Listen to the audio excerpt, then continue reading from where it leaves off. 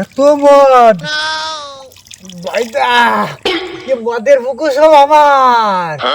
ভাইদা তুই মদ একা একা খাস নিয়ে।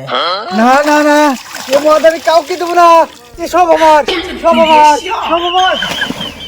ভাইদা তুই আবার মদের সাগরে জাপ টাপ দিস নে, তুই তো সাঁতার জানিস নে। কিরে কথা কয় না কেন?